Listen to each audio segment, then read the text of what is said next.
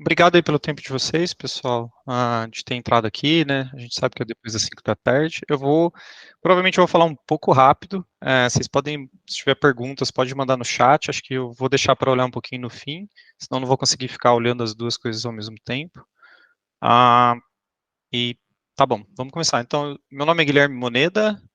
O pessoal me chama de Moneda aqui. Guilherme normalmente tem bastante. Quando a gente não está no Brasil também trabalhando com clientes fora. É, eles não conseguem falar, então eu sou o Moneda. Eu trabalho com desenvolvimento de software por mais de 8 anos. Eu comecei com desenvolvimento, vou passar bem rapidinho, tá, pessoal? Eu comecei com desenvolvimento, então tenho um background bastante técnico. Trabalhei por muitos anos com automação de testes e depois dos últimos 3 anos eu venho trabalhando com gerenciamento de times. Eu vou começar aqui, né? Então tem um sumáriozinho. Eu escolhi esse tópico para falar, é um dos meus últimos desafios que eu tive. Não é na Avenue Code, a Avenue Code eu estou bem recente, eu entrei em dezembro. Estou trabalhando com o time da Allstate, eles têm uma solução de 40 anos lá, trabalhando com waterfall, e eles estão tentando fazer uma digitalização. Acho que provavelmente alguns de vocês podem estar trabalhando no mesmo cliente, mas a nossa realidade é essa lá. Mas não é a realidade ainda de DevOps, tá bom? Então, essa aqui é de experiências passadas, dos últimos 3 anos, então eu vim trazer aqui como a gente encontra valor e como a gente gera impacto nesses times de DevOps. A gente tem algumas particularidades que, às vezes, elas são um pouco diferentes de times mais tradicionais, times de produtos, pelos desafios técnicos, né? Porque não é todo mundo que trabalha com produto que sabe como funciona tecnicamente. Às vezes é muito difícil mostrar para o cliente que esses times estão performando, que esses times estão gerando valor e o impacto disso no produto dele ou no mesmo nos times que ele tem ao redor e como tudo faz acontecer, tá bom? Vou pular aqui para o passo 2, falar um pouquinho bem rapidamente o que é a priorização de backlog, né? Como é que os desafios que a gente enfrenta. Eu separei 3 deles, logicamente a gente tem números aqui, a gente poderia passar bela parte da nossa tarde e noite aqui falando deles, mas o principal deles em times muito técnicos é a falta de clareza, né? Então a gente pode ter muita dificuldade para priorizar os recursos quando os requisitos não são claros, ou quando não há uma visão clara do produto. Então, esse acho que é um dos pilares, um dos primeiros pilares quando a gente está falando de priorização desse backlog técnico, é que a gente precisa ter pessoas qualificadas que entendam a necessidade do cliente, conseguem alinhar essa necessidade do cliente com a solução técnica, qual que é o requisito técnico disso, né? Junto a isso, a gente tem talvez um problema e um desafio que é essas prioridades conflitantes, né? Porque a gente tem algo muito técnico, às vezes, soluções muito técnicas, em que o cliente ou mesmo outros membros, outras personas, né, dentro dos nossos times que a gente trabalha, não conseguem enxergar. Então, às vezes, tem bastante priorizações conflitantes, que é o cliente acha que agora é mais importante a gente entregar determinada feature e às vezes é um débito técnico que a gente deixou para trás em algumas sprints ou algum tempo atrás um código legado lá que deveria ser automatizado ou deveria ser reescrito. E é como que a gente mostra isso, né? Então, assim, a falta de clareza, ela pode gerar essa prioridade conflitante mais tarde. Junto disso vem, no mesmo balaio ali, no mesmo assunto, essa troca de requisitos. Isso acontece muito. Por quê? Porque não está muito claro, né, o que a gente precisa fazer, onde a gente quer chegar e, às vezes, o problema que a gente quer resolver, tá bom? Eu vou falar mais disso, provavelmente, nos próximos slides aqui, então não vou ficar muito a fundo. Tá bom? Do mesmo jeito que a gente tem 3 fatores lá, os principais desafios, eu trouxe coisas para a gente considerar, né? Então, quando a gente vai fazer a criação desse backlog, um backlog mais efetivo, 3 coisas que a gente precisa considerar. O primeiro deles de todos, a gente nunca pode esquecer do valor que isso agrega ao cliente, né? Então, aqui a gente começa a falar um pouquinho de valor já, o que mais rapidamente, né, o que a gente consegue entregar para o cliente que vai trazer algum valor nesse produto ou nesse serviço, nessa prestação de serviço para esse cliente, né? O segundo é o esforço vezes o impacto, a gente considera, né, o quanto de esforço a gente precisa mover dentro do nosso time, seja ela recursos de pessoas, de tempo, de grana mesmo, né, de dinheiro, a gente precisa considerar isso e o tanto que isso vai afetar ali na frente o nosso cliente ou o nosso time, enfim. seja trabalhando como consultor, né, para um cliente, ou seja, em times internos mesmo da nossa própria empresa, ou um produto que seja nosso, tá bom? E não podemos esquecer do risco, né? A gente tem que considerar muito os nossos recursos, uh, se isso, perdão, se isso vai gerar um alto risco quando a gente for pôr em produção, né? Qual o impacto que isso causa, isso pode derrubar o cliente. A gente precisa estudar bem como o cliente funciona, qual é o business deles, para a gente saber o melhor jeito de fazer isso impactar o menos possível, né? Então a gente tem que, na hora de for fazer a priorização, a gente precisa ter este conhecimento, né? A gente precisa ter essa skill de saber como o cliente funciona, o que nosso produto deve fazer, e dito isso, a gente consegue quebrar melhor as nossas histórias. Dando um exemplo muito simples, banco, né? Banco, principalmente se você trabalha com cartão de crédito, precisa ser 24 horas, né? Você não pode, 5 minutos ali fora do ar pode ser um grande transtorno para a empresa, né? Tanto de confiabilidade, de principalmente confiabilidade, né? Mas é muito crítico, né? Então você precisa considerar. Então, como que a gente vai quebrar o nosso backlog para a gente fazer deliveries constantes e não deixar nada quebrar, né? Então, assim, sempre considerar o risco. Então, esses são os três principais, ao meu ver, as coisas que a gente deve considerar. E, e vamos juntar tudo isso aqui e falar um pouco desse backlog trabalhado e priorizado, né? Então, assim, a primeira coisa, se a gente conseguir fazer esse backlog, se a gente levar essas coisas em consideração, o principal é que a gente consegue atender as necessidades desse cliente, né? Então, a gente entende o problema dele e a gente vai tentar resolver com um backlog, com um storytelling bem constante e que ele entenda e que ele faça parte disso e que ele defenda o backlog, né? Para outros para outras coisas que possam acontecer de barulho durante as nossas fases de desenvolvimento de software, tá bom? Durante as sprints. Segundo, ajuda o time a focar no que é mais importante, né? Então, esse backlog priorizado ajuda o nosso time a saber exatamente qual é a prioridade, por que a gente está fazendo aquilo, por que a gente está fazendo aquela outra coisa vai fazer depois, e depois, enfim. Terceira coisa, garante que as funcionalidades mais valiosas sejam entregues primeiros. Então, é aquele papo, né? A gente entrega mais valor, a gente entrega primeiro as coisas que são mais impactantes para o cliente, a gente gera uma sensação própria do time de mais valor, né? Da gente ser mais útil, ter mais propósito. A gente também entrega para o cliente talvez uma de início algo mais importante que ele consiga ver o quanto aquele trabalho, aquele time, aquelas pessoas estão fazendo para a empresa dele, e isso consegue construir relações mais fortes com nossos clientes ou com nossos times internos e que a gente acredita naquele trabalho, né? Então, pode até haver mais novos negócios, enfim, outras coisas desse tipo. E o último, se os três primeiros estão legais, muito provavelmente a entrega, a data esperada, acordada vai ser cumprida. Porque nada adianta a gente fazer tudo, fazer bonito, fazer confiável, entregar, tá tudo certinho, mas a data, a expectativa é quebrada no final, tá bom? Ah, vou mudar aqui, para falar um pouquinho agora de o que é valor e impacto. Essas duas palavras não são sinônimos, elas andam muito juntas. Às vezes a gente usa ela à torta direita no dia a dia, mas elas têm algumas peculiaridades e é legal que a gente conheça isso para a gente conseguir trabalhar melhor elas e enxergar isso no nosso dia a dia, né? Lembra, pessoal, tudo que eu estou falando até o momento não é específico para times DevOps, tá bom? São para todos os times, logicamente para um ou para outro isso funciona melhor, principalmente se esse time é muito técnico, um time que só mexe com API, mexe com IA, mexe com só back-end, processamento de imagem, enfim, times mais técnicos, mas funciona em todos, tá bom? Então, valor e impacto são duas métricas importantes que ajudam a medir o sucesso de um produto, basicamente. Não são só essas duas, mas essas duas ajudam a gente a saber se o nosso produto está legal, se é um sucesso, se não é, se está indo bem, se a gente deve continuar, se a gente deve parar, tá bom? O valor é algo que fornece a outra pessoa por meio que você fornece para outra pessoa por meio do seu serviço, ou um produto, ou um compartilhamento de conhecimento. Basicamente, escreve o quanto a atividade vale para alguém, então é o valor que você agrega aquilo. Ela é mais difícil, né, de ser medido, ela não é tão simples às vezes, então assim, uma transferência de conhecimento seu para uma pessoa, ela é um valor agregado para aquela pessoa, mas como você mede o valor que você agregou naquela pessoa? Tem coisas que são bem difíceis da gente medir, tá bom? A satisfação tipo de um cliente quando você entrega um produto, redução de custo deles é mais fácil de medir, aumenta a produtividade de um time, enfim, esses são alguns exemplos.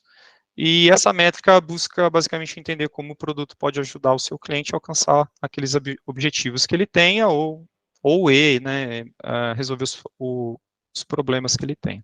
Já o impacto é o resultado líquido dessa atividade, né, da atividade que você vem fazendo ou daquele conjunto de valores que você vem entregando ao longo do tempo.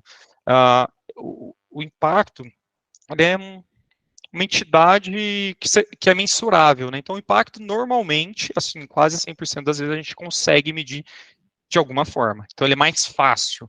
Então, normalmente a gente tenta agregar os valores, a gente tem atividades no nosso dia a dia que a gente faz, que lá no final a gente vai agregar elas e medir de alguma forma qual que é o impacto que isso tem gerado, né? Então, pode ser uma atividade que tenha resultado, sei lá, que gere mais empregos, que a gente capte mais clientes, que a gente tenha novas receitas, né, mais lucro, enfim.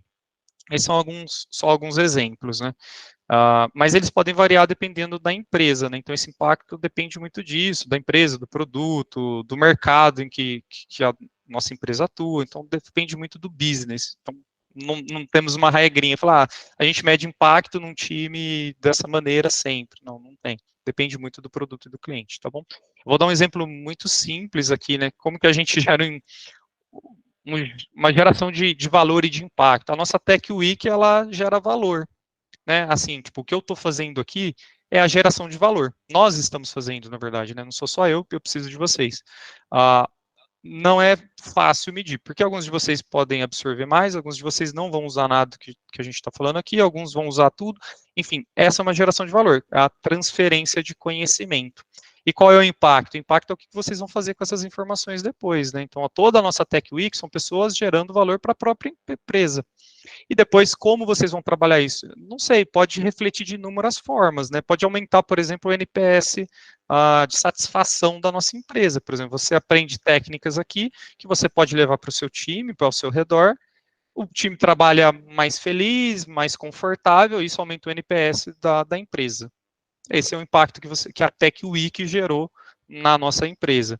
Ou talvez a performance do seu time. Você pega uma técnica que você aprendeu, utiliza esse processo dentro do seu time performa melhor ou metrifica alguma coisa, enfim. Esse é o impacto que você gerou, seu time aumentou a velocity. Então, assim, exemplo mais simples que a gente pode ter aqui, tá bom? Vou pular rapidinho, porque a gente tá bem em cima do tempo. Desafios dos times DevOps, vou ser muito rápido, tá bom, pessoal? Porque não é só time DevOps também, como eu falei, times técnicos. A maior dificuldade, assim, no meu ponto de vista, eu não vou conseguir selecionar aqui, mas geralmente só o time de DevOps, ele é só lembrado quando a gente tem problema. Aqui eu pus produção, para ser bem específico, é o pior caso de todos, mas quando alguma coisa cai, né? Então, assim, o time de DevOps normalmente só é lembrado nessa hora, né? O time de DevOps trabalha muito, né? Geralmente tem muitas atividades, tem onboard de novos times, tem onboard de novas pessoas, tem mudança de escopo toda hora, porque às vezes muda a empresa tem uma rotatividade de cliente alta, ou o cliente que você trabalha tem uma rotatividade. Isso não é exclusivo de time DevOps, tá bom, pessoal? A gente tem todos os cenários aqui de desenvolvimento de software, esse tipo de coisa. Mas geralmente o time de DevOps ele não tem entregas que o cliente olha uma feature lá no final e fala, nossa, agora eu consigo vender casas no meu aplicativo, né? Pô, legal, que geração de valor, isso aqui vai ter um impacto gigante na receita da empresa, ou enfim, na sociedade aqui. O time de DevOps não, né? Ele coloca lá as configurações, ele gera, ele faz o alicerce de todo um produto, só que ele não é visto, né? Se tudo funciona, tá tudo bem, palmas, mas ninguém está olhando. Então, assim, ao meu ponto de vista, essa é a parte mais difícil, né? Mostrar para o cliente que o time de DevOps gera muito valor para a empresa dele e tem um impacto gigante no negócio, tá bom? Eu não vou passar item por item aqui, senão não vai dar tempo para a gente conversar. E para isso eu trouxe uma técnica para a gente, seria uma hands-on, tá bom, pessoal? Pus aqui mão na massa. Eu vou ter que parar de compartilhar e vou ter que compartilhar de novo. Seria um hands-on, mas não dá tempo para a gente fazer todo mundo junto, então eu trouxe pré-feito, a gente vai discutir um pouquinho. Talvez gere dúvidas. Aqui eu estou usando o mural, tá, pessoal? É um mural free ainda, porque eu não tenho usado no meu time atual, e a Ivino Code, não sei se ela tem ou não pagos, tá bom? Enfim. Isso aqui é uma estratégia simples, e eu vou começar bem pelo simples aqui, que é o mais importante. Esse aqui é o produto final, né, do, do nosso exercício, a gente vai chegar nesse produto, que é como fazer uma priorização de backlog. De novo, não precisa ser no time de DevOps, tá? A gente consegue em qualquer tipo de time que entregue um software para o cliente, que entregue código, entregue algum produto, a gente consegue fazer esse exercício. Ele é um gráfico simples, que a gente classifica a importância daquela atividade ou daquela task, né, daquela atividade, pela viabilidade, a feasibilidade aqui em inglês, tá bom? O quanto é palpável, o quanto é factível que a gente consiga fazer aquilo, né? É complexo, tem custo, tem tempo, qual é o esforço, qual a complexidade de fazer essa atividade, tá bom? E outra é a importância. A gente vai focar um pouquinho aqui na importância, e é aí que começa o exercício, né? Por onde começamos um exercício de priorização de backlog? Primeira coisa, entendendo qual que é o problema do seu cliente, ou pelo menos o que ele quer. Às vezes, tá, geralmente é um problema, né? E eu espero que seja que queira resolver um problema, porque é mais fácil da gente direcionar. Então aqui, eu coloquei uma frase, tá, pessoal? E a gente traduz. Nós, consultores, eu não sei se todo mundo aqui é consultor ou não, mas geralmente trazemos soluções para o cliente. O cliente sabe o que ele precisa resolver. Nós somos especialistas em tentar achar a solução e entregar para ele de forma mais clara, tá bom? Então, o que, que acontece? Quando a gente vai fazer exercício, tem que ter muita clareza do problema do nosso cliente. Peguei um exemplo aqui de cabeça, tá? Do que eu tinha, não sei se os números eram esses, enfim, não importa. De um cliente, mas o que, que ele queria para o ano de 2023, né? Eu fiz esse exercício no final do ano passado com um cliente. Ele quer, isso para um time de DevOps, tá? Ele queria aumentar a segurança da plataforma, ele queria manter um SLA da plataforma acima de 99,95%, o uptime dessa plataforma esse tempo todo, durante o ano. Ele queria focar em expansão do produto dele para o continente europeu e ele queria diminuir esse custo da infraestrutura. Tá bom? Ele falou, essa é a prioridade para o ano. Como que a gente vai fazer isso? Não sei. Aí nós, consultores, vamos tentar achar soluções, olhando para os nossos times, né, a capacidade que a gente tem, para o que precisa ser feito, para a realidade do produto dele, e focar. Como que nós traduzimos isso aqui?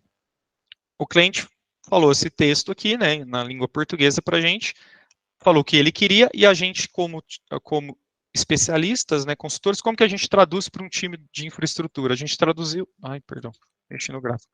A gente traduziu assim. Então, a importância para o cliente, o que ele está falando aqui para mim, ele falou em aumentar a segurança. Então, eu sei que numa classificação de importância, a segurança para ele é em primeiro lugar. E depois a gente repassa isso com eles, tá bom? Então, às vezes, se a gente entendeu errado, a gente corrige, tá bom? Então, a primeira coisa aqui para ele, o mais importante é a segurança. A segunda coisa que ele falou para a gente era manter um SLA, né, ter um uptime. Então, estabilidade dessa plataforma é a segunda coisa mais importante. Terceira coisa, expansão para a Europa. Mas parece que não tem, né? Não temos um pilar aqui no nosso time de infraestrutura que a gente cuida de expansão para a Europa. Por quê? Porque a expansão no nível de maturidade desse time de DevOps, a expansão para um país não era um pilar, entendeu? É uma realidade do nosso produto do jeito que ele foi construído. Então, ele foi construído com uma base que já tinha uma maturidade legal, e migrar para um país ou para o outro era indiferente para esse time. Então, o Kubernetes, lá do jeito que foi construído, ele era escalável e paralelizável lá de uma maneira que não faz diferença, cliente. Você pode levar para onde você quiser, a gente consegue manter, a gente tem todos os padrões de segurança, a gente tem tudo que é preciso. Então, não era um pilar dentro da nossa estrutura, tá bom? Por isso que ele não entrou aqui. E diminuir os custos de infra, sempre custos, né? E a gente colocou um a mais aqui, e eu vou explicar o porquê. Segundo exercício, depois de traduzido para a linguagem do nosso time, do que a gente entende, que a gente trabalha, a gente veio para um banco de ideias. E aí é legal, depende muito quem você quer ter nessas reuniões. É legal ter pessoas, ter gerente de projetos mais técnico, o arquiteto é muito necessário nesse exercício, logicamente. Desenvolvedores com uma maturidade, uma senioridade alta também, porque a gente precisa enxergar mais para frente como que isso vai convergir para as necessidades do cliente. Mas assim, não tem restrição, tá? Se quiser, pessoal, vamos fazer o refinement, vamos fazer nessa estrutura, vamos fazer o refinement para a próxima sprint aqui, que pode ser que funcione, tá bom? Não tem muito requisito, tá bom? Sobre essas personas que devem estar aqui. Então, banco de ideias.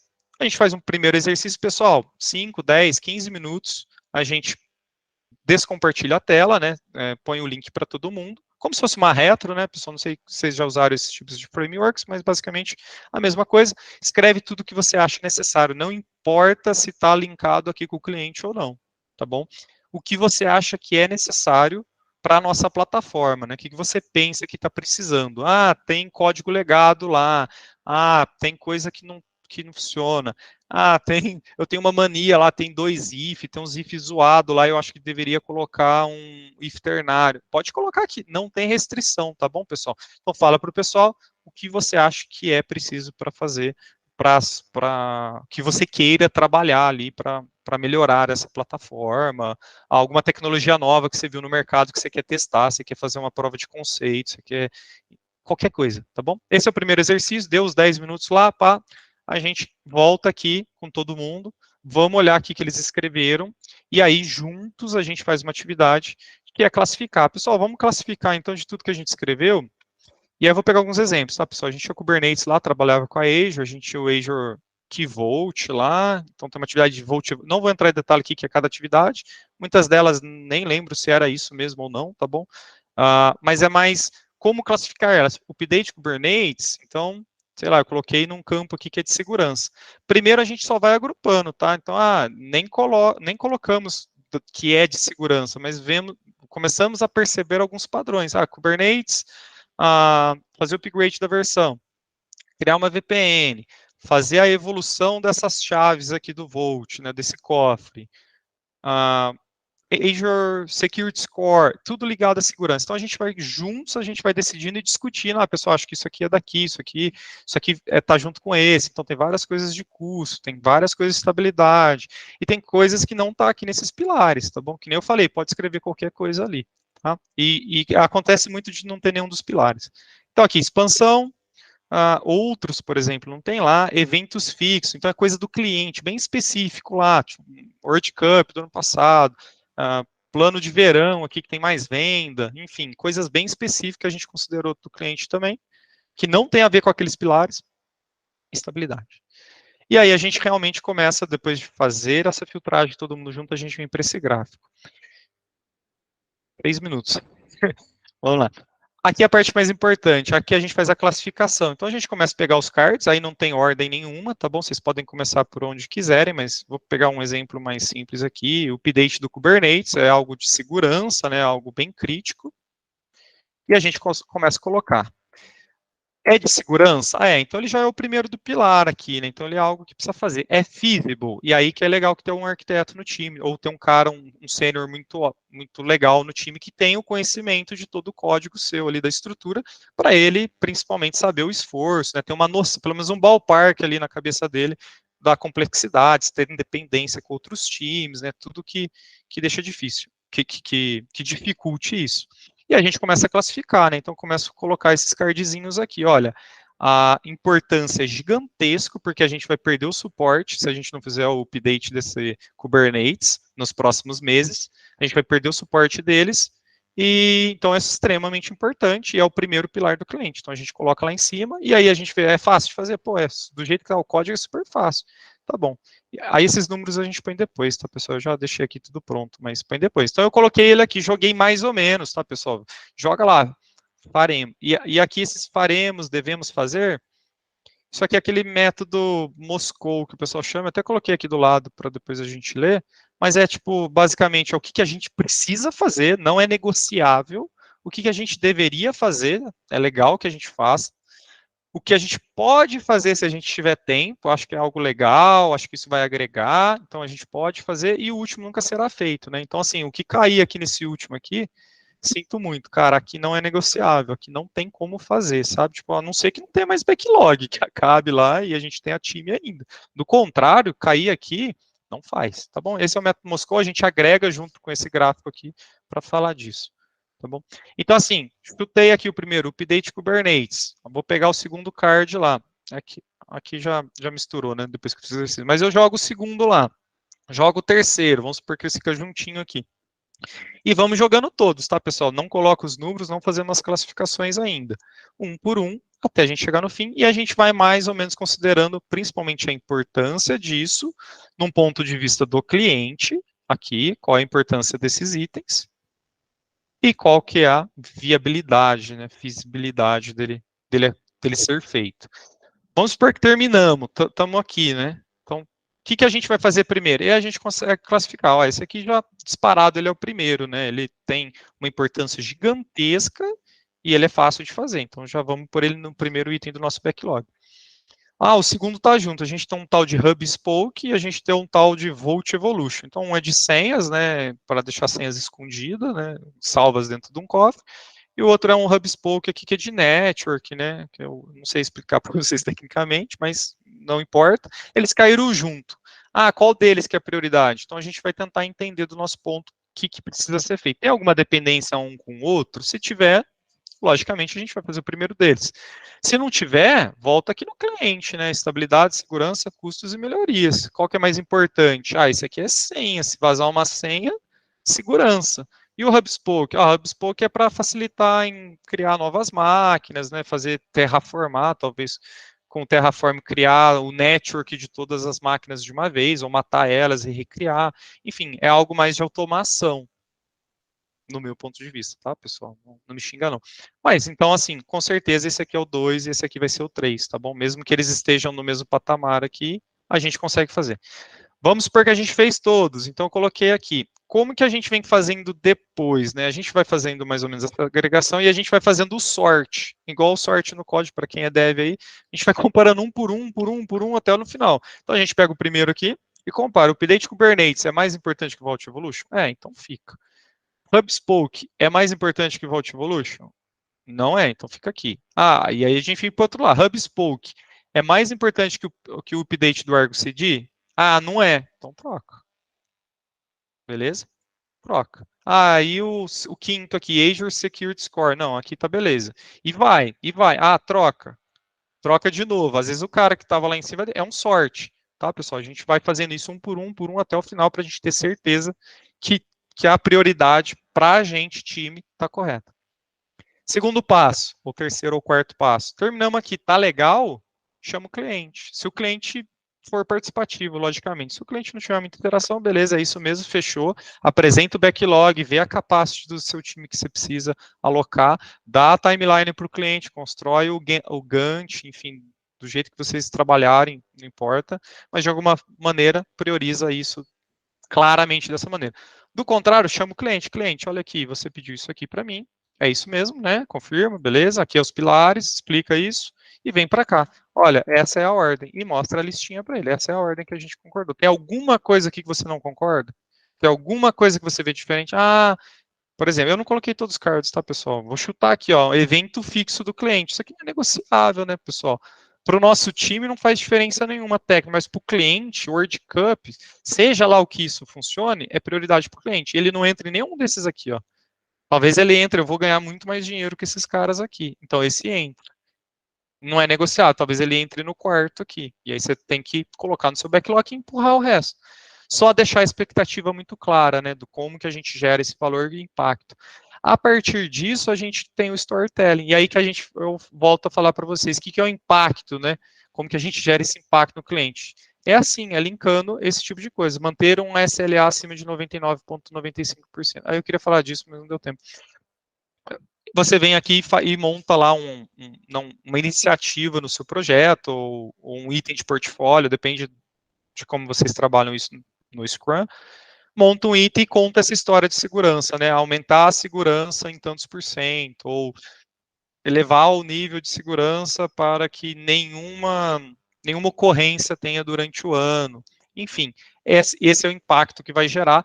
Normalmente a gente consegue linkar isso sempre a custos, tá? Pelo menos em time de DevOps, tudo a gente consegue relacionar a custo. Se o código estiver maduro, logicamente, a gente consegue relacionar a custo. Então, a segurança, se alguém entrar lá, ter uma invasão e deixar fora um banco de dados, o cliente vai perder tantos. tantos milhões, tantos bilhões, em determinado tempo. Então, é fácil a gente gerar esse impacto. Olha, essas 5...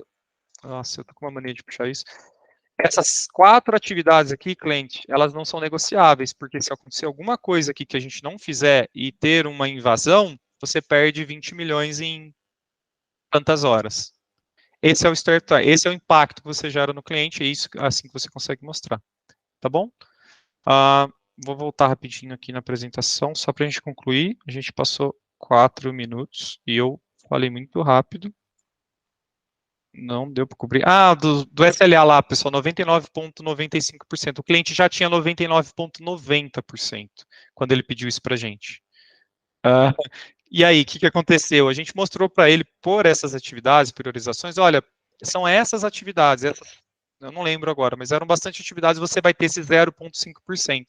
Isso vai aumentar 17 minutos o seu uptime no ano, 17 minutos da sua plataforma. Só que isso vai te custar 20 milhões a mais eu não lembro agora, era por trimestre, alguma coisa assim. E se você ficar 17 minutos fora do ar, você perde 20 milhões. Então era uma conta mais ou menos assim. Se você quiser que a gente implementa, vai custar 80 milhões só de infraestrutura, sem falar da capacidade do time. Vai te custar 80 milhões por ano. Só que se você ficar 17 minutos fora do ar no ano, você perde 20. Então, assim, não tem o porquê fazer, a não ser que você queira realmente perder dinheiro, mas não tem o porquê fazer. Então é muito isso, né? Como nós, consultores, encontramos valor e geramos esse impacto dentro do cliente, tá bom? Aqui tem uma conclusão, isso muito rápido, pessoal. Então, assim, são pilares aí, não é de time de DevOps, é como a gente trabalha no seu dia a dia, né? Alguns pilares para a gente construir esse backlog mais efetivo, a colaboração de todo mundo, a revisão, principalmente contínua, das prioridades dentro dos nossos times e ter uma comunicação muito clara, né, do que a gente precisa fazer, quando que a gente precisa fazer e se a gente está atingindo, né? Então, sempre medir essas coisas. Beleza?